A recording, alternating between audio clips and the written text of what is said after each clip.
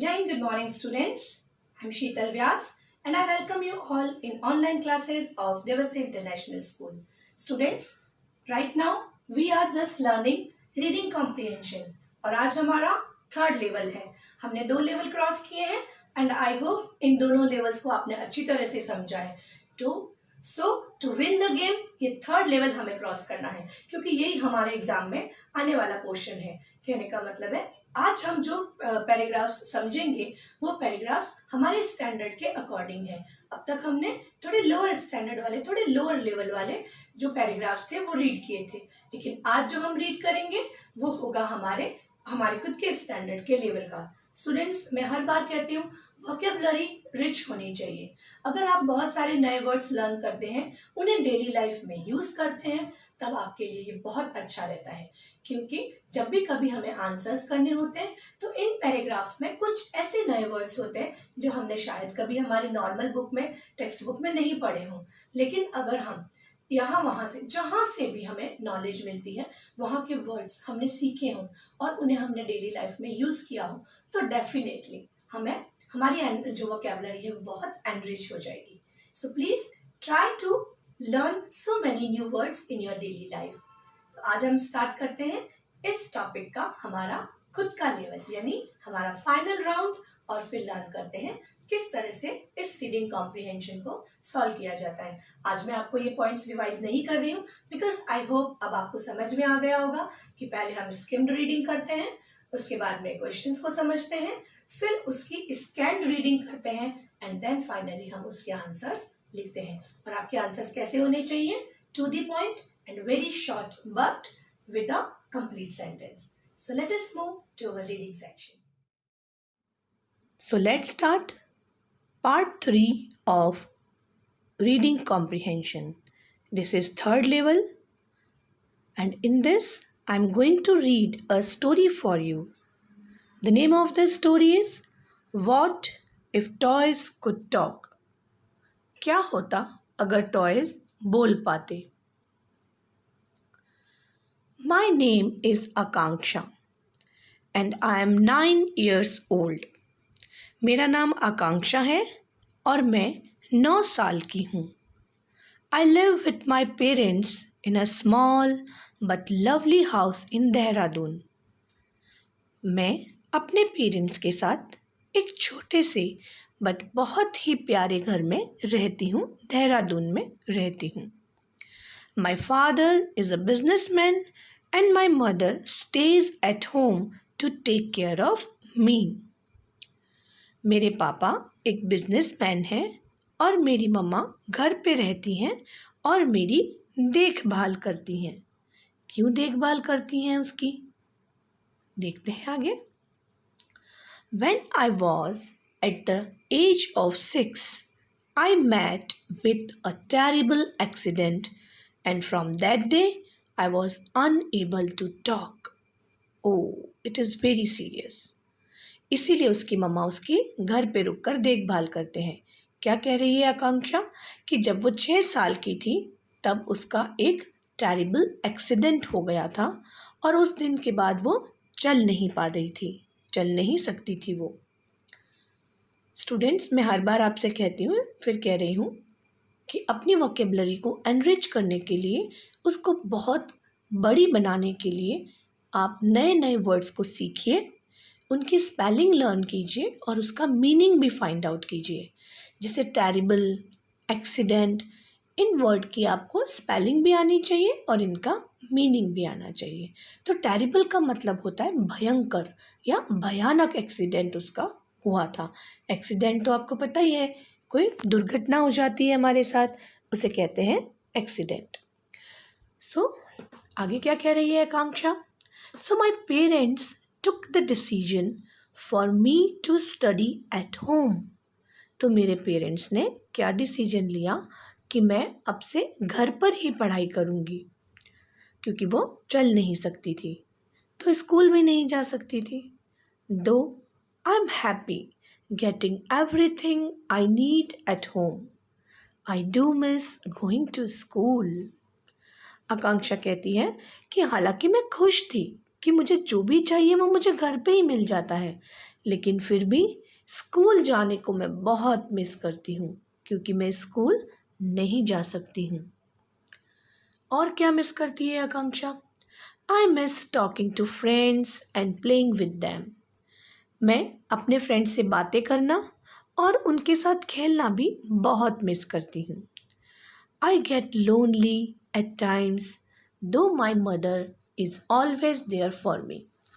अभी आप लोग भी कोविड की वजह से घर पर हैं, स्कूल्स नहीं चल रहे हैं, इसलिए आप सभी अभी घर पर हैं। डेफिनेटली आप भी अपने फ्रेंड्स को, उनके साथ की हुई बहुत सारी बातों को और उनके साथ बहुत सारे गेम्स को मिस कर रहे हैं।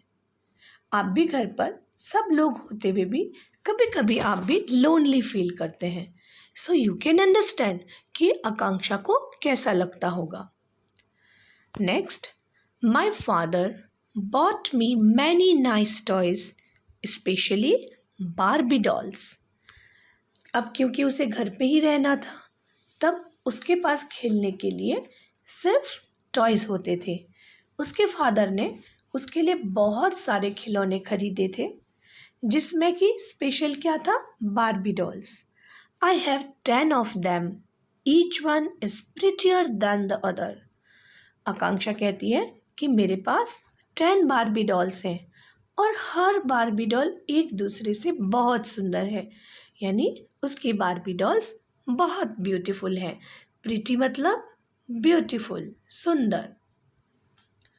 दे all have beautiful long golden hair and blue eyes. कैसी है उसकी बारबी डॉल?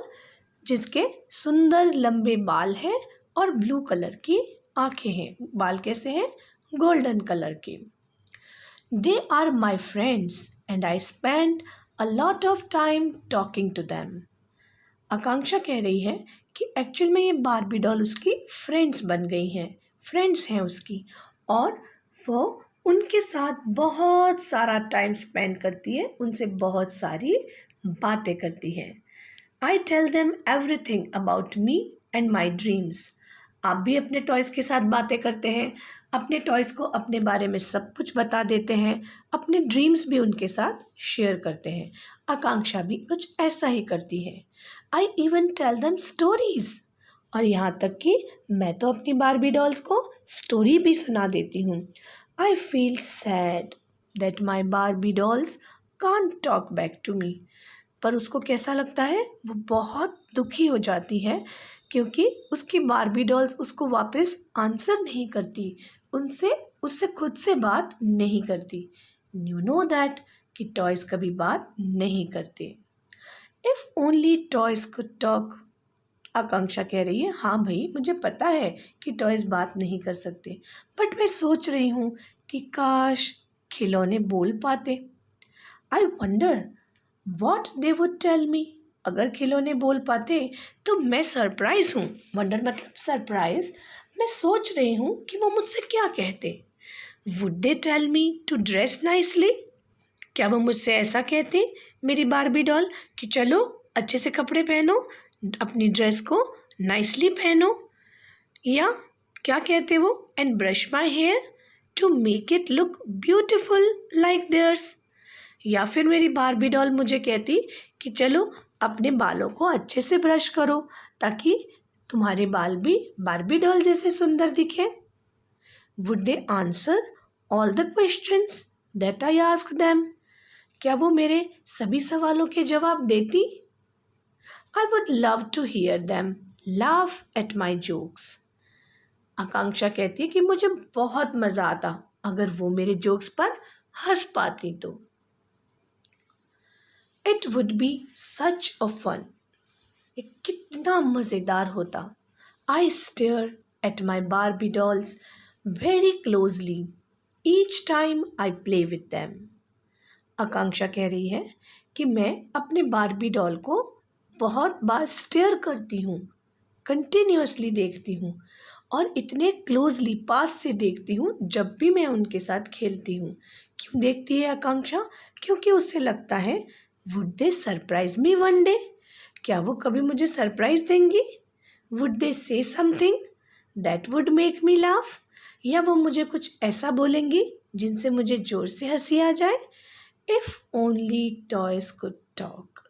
काश ऐसा होता कि टॉयज भी बोल पाते।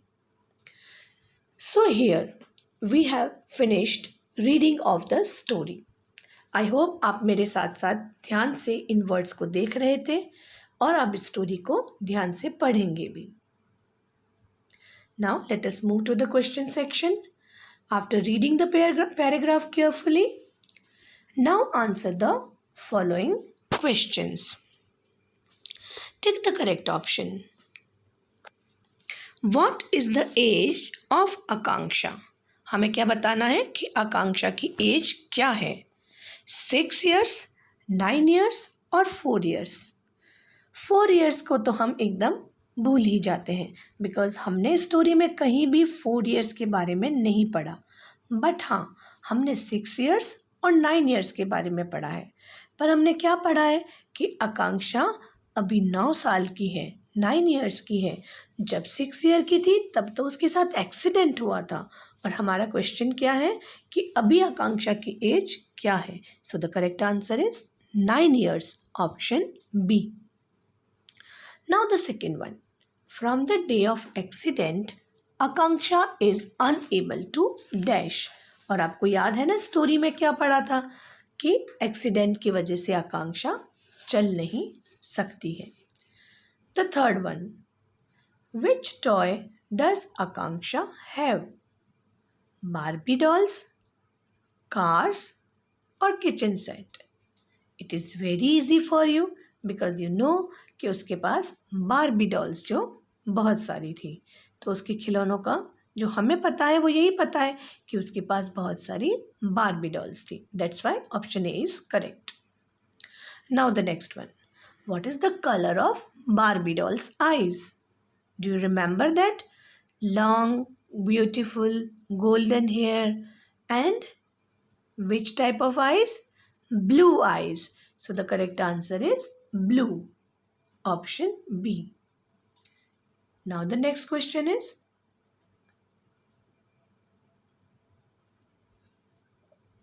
state whether the following statements are true or false.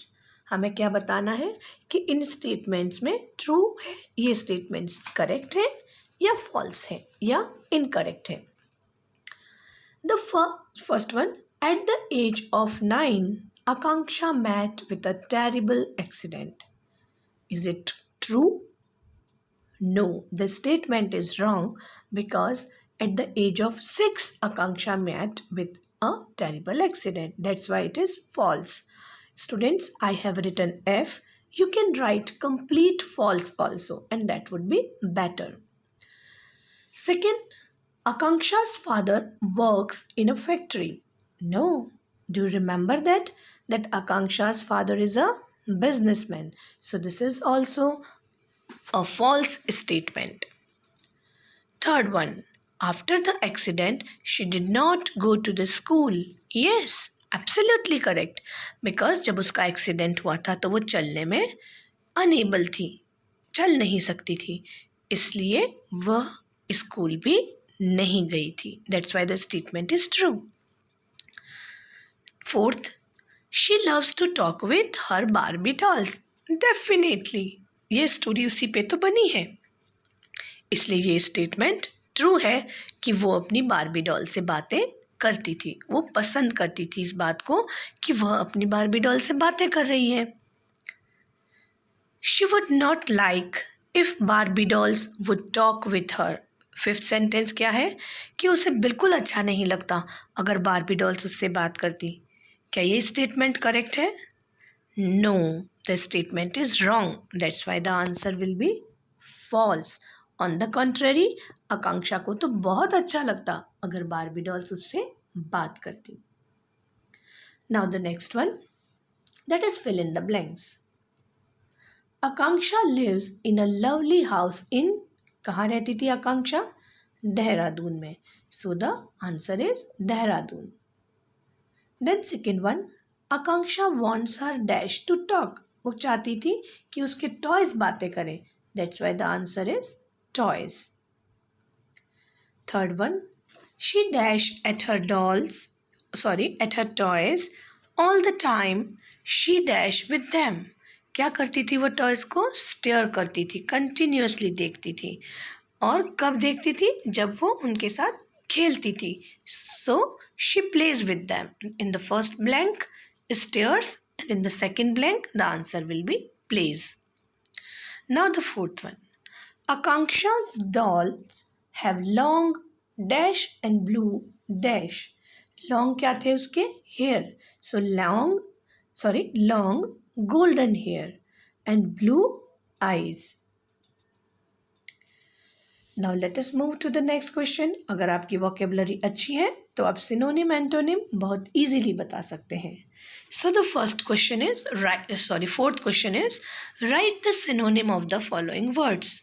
The first word is terrible, जिसके लिए मैंने आपको क्या बताया था? मतलब होता है भयानक या भयंकर. और उसका दूसरा वर्ड कैसा होता है जो उसका सिनोनिम है? That is severe. Terrible, severe. Now second is surprise. Surprise का ये जो वर्ड है वंडर, ये आपको चैप्टर में यानी पैराग्राफ में ही मिल जाएगा. सरप्राइज का सिनोनिम वंडर. देन प्रिटी का भी आपको इस पैराग्राफ में ही आंसर मिल जाएगा. और प्रिटी का सिनोनिम है lovely. Next one, take care करना मतलब किसी की देखभाल करना. तो आंसर इज लुक आफ्टर का भी मतलब होता है देखभाल करना. Now the fifth one is right the antonyms of the following words. अब हमें एंटोनिम्स बताने हैं. सो मैनी का मतलब होता है बहुत सारे. And the antonym is few का मतलब होता है बहुत कम. सेकेंड इज टेरिबल का मतलब मैंने आपको बताया भयानक या भयंकर. And the antonym is wonderful. Terrible का क्या मीनिंग था भयानक या भयंकर. और एंटोनिम है वंडरफुल मतलब बहुत अच्छा. Then third word is beautiful का ऑपोजिट है अगली. सुंदर और बदसूरत. ब्यूटीफुल का मतलब सुंदर नहीं, खूबसूरत होता है. और खूबसूरत का ऑपोजिट होता है अगली, या फिर हम उसे क्या कहते हैं? बदसूरत. Then the fourth one is everything मतलब सब कुछ. और सब कुछ का उल्टा कुछ नहीं, that is nothing. Now the next page. Question number 6 is answer the following. What happened with Akanksha at the age of 6? जब वो 6 साल की थी आकांक्षा, तब उसके साथ क्या हुआ था? एक terrible accident हुआ था. So let us write. She met with a terrible accident at the age of 6. Second question. Who was there at home to take care of her? And you know it very well. कि उसके पापा businessman थे और मम्मा जो थी वो घर पे ही रुकती थी उसकी देखभाल करने के लिए. That's why the answer will be her mother was there at home to take care of her. Third one, what does she miss at home? जब वो घर पे थी तो वो क्या मिस करती थी? अपनी स्कूल और अपने दोस्तों को. सो the answer is she Mrs the school and friends at home. उसको न स्कूल मिलती थी और न ही उसको फ्रेंड्स घर पे मिलते थे. Now the fourth one is if you will get a chance to help Akanksha, how would you help her? अगर आपको चांस मिले कि आप आकांक्षा की हेल्प करें तो आप उसकी हेल्प कैसे करेंगे? ये आंसर मैं आपको नहीं बताऊंगी बिकॉज ये आपकी इमेजिनेशन पे बेस्ड है. इसका आंसर सबके लिए अलग हो सकता है. So you can think about it. मुझे लगता है कि अगर हमें उसकी हेल्प करने का मौका मिले तो हम क्या करेंगे? हम उससे बातें करेंगे, उसके साथ खेलेंगे, है ना, ताकि उसको लोनली ना लगे. You can write in your own words. Next one is what would you do if you get a talking toy? अगर आपको कोई बोलने वाला खिलौना मिल जाए तो आप क्या करेंगे? ये भी इमेजिनेटिव आंसर है. आप खुद इमेजिन करेंगे और लिखेंगे कि आप क्या करते? मुझे ऐसा लगता है शायद आप उस टॉकिंग टॉय से बहुत सारी बातें करते, उससे अपना होमवर्क डिक्टेट करवाते, लेसन की रीडिंग करवाते, है ना? बहुत कुछ ऐसा करवाते जो आप नहीं करना चाहते हैं। So you have to write कि अगर आपको टॉकिंग टॉय मिल जाए तो आप क्या करेंगे। Now as I told you कि हमें कई बार पैराग्राफ में ग्रामेटिक क्वेश्चंस भी मिल जाते हैं, तो हमें कुछ ग्रामर के क्वेश्चन भी सॉल्व कर लेने चाहिए जो ग्रामर बेस्ड हो। 7th number is which of the following sentences is grammatically correct. You can check from the paragraph. Paragraph में से लिए हुए ही ये 2 सेंटेंस है और इसमें कुछ मिस्टेक है जो पैराग्राफ में नहीं थी पर इस सेंटेंस में है, हमें वो फाइंड आउट करनी है। So the first sentence is, my father am a businessman. Is it correct? Not at all, because my father के साथ am नहीं आता है। am का यूज़ हमेशा I के साथ होता है, तो करेक्ट फॉर्म क्या होगी? my father is a businessman। But हमें यहाँ करेक्ट नहीं करना है, हमें सिर्फ राइट या रॉन्ग बताना है। So this sentence is not correct, grammatically not correct. Now the next is, my parents took the decision for me to study at home. If you will read the paragraph carefully, you will get this sentence in that only. Anyway, the sentence is correct. Now the 8th question, write 3 common nouns from the paragraph. आप noun के बारे में अब बहुत अच्छे से जानते हैं, तो अब आपको इसमें कॉमन नाउन के बारे में लिखना है, यानी कि कॉमन नाउन फाइंड आउट करके लिखनी है। फर्स्ट नंबर में मैं आपकी हेल्प कर देती हूँ। हाउस एक कॉमन नाउन है, तो इसके अलावा 2 आप खुद फाइंड आउट करके लिखेंगे। Now the last one is, right 3 describing words from the paragraph. आपको क्या करना है? पैराग्राफ में से फाइंड आउट करने हैं 3 डिस्क्राइबिंग वर्ड और उन्हें यहाँ लिखना है। एक वर्ड के लिए मैं आपकी हेल्प कर देती हूँ, दैट ब्यूटिफुल। ब्यूटिफुल एक डिस्क्राइबिंग वर्ड है जो इस पैराग्राफ में यूज हुआ है। Now you can solve these 2 questions by yourself. Now what is the next? The next paragraph is, the person I admire most of all the people in the world. दुनिया के सभी इंसानों में से मैं जिसे पसंद करती हूँ वो एक इंसान, उसके बारे में मैं बताने वाली हूँ। यही एक स्टोरी है। अब मैं स्टोरी आपके लिए रीड नहीं करूँगी, आपको स्क्रीनशॉट लेकर या वीडियो को पॉज कर कर उसे रीड करना रहेगा। So let me start the story on your screen. ये स्क्रीन कुछ सेकंड तक यही है, आप चाहें तो स्क्रीनशॉट ले सकते हैं।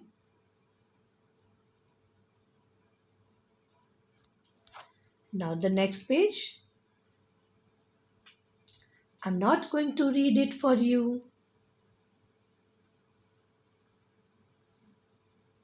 The next one.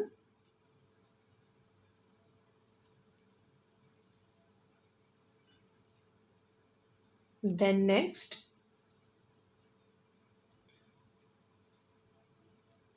And the last one. So here our story is finished. Now अब आपको क्या करना है? आपको ये स्टोरी प्रॉपरली रीड करनी है। आपको इसके अगर याद आए तो कुछ वर्ड्स अंडरलाइन कर सकते हैं जिनका मीनिंग या जिनके स्पेलिंग आपको लर्न नहीं है। पिछले वाले पैराग्राफ में मैंने 9 टाइप के क्वेश्चंस आपसे पूछे हैं।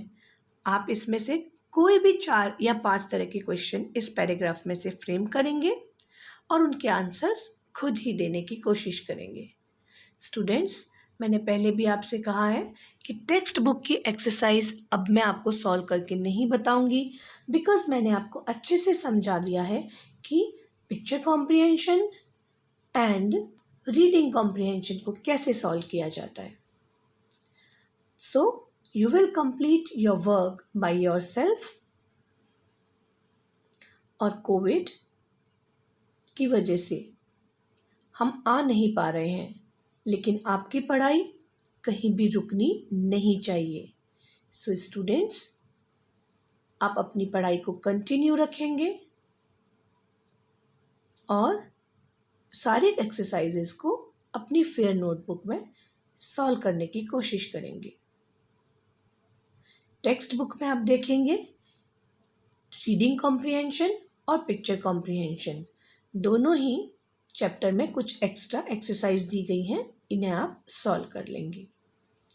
ये चैप्टर यानी कि ये जो लेवल 3 कंप्लीट करने के बाद आई होप अब आप कोई भी पैराग्राफ को इजीली सॉल्व कर सकते हैं, बिकॉज अब आपको उसको करेक्ट करने का तरीका पता है कि कैसे आपको रीडिंग कॉम्प्रिहेंशन को सॉल्व करना है। नेक्स्ट लेक्चर में अब हम लिसनिंग कॉम्प्रिहेंशन सीखेंगे। लिसनिंग कॉम्प्रिहेंशन में आप क्या सीखेंगे कि बिना रीड किए अब आपको रीडिंग के लिए स्क्रीन नहीं मिलेगी, बल्कि मैम आपके लिए रीड करेंगे और आपको उसे सिर्फ सुनना है और उस सुनी हुई स्टोरी के बेस पे ही आपको आंसर्स करने हैं। So it will be a little bit difficult for you, क्योंकि आपको ध्यान से सुनने की आदत डेवलप करनी होगी। So here we are going to conclude our reading comprehension chapter with part 3. For the next lecture, I would suggest please listen these paragraphs only. जो भी मैंने आपके लिए रीड किए हैं उन्हें भी आप ध्यान से सुने तो आपको समझ में आएगा कि listening comprehension में किस तरह से स्टोरी सुननी होती है। So, for the next lecture, be ready with the listening skills. Till then, have a nice day. Jai Hind everyone.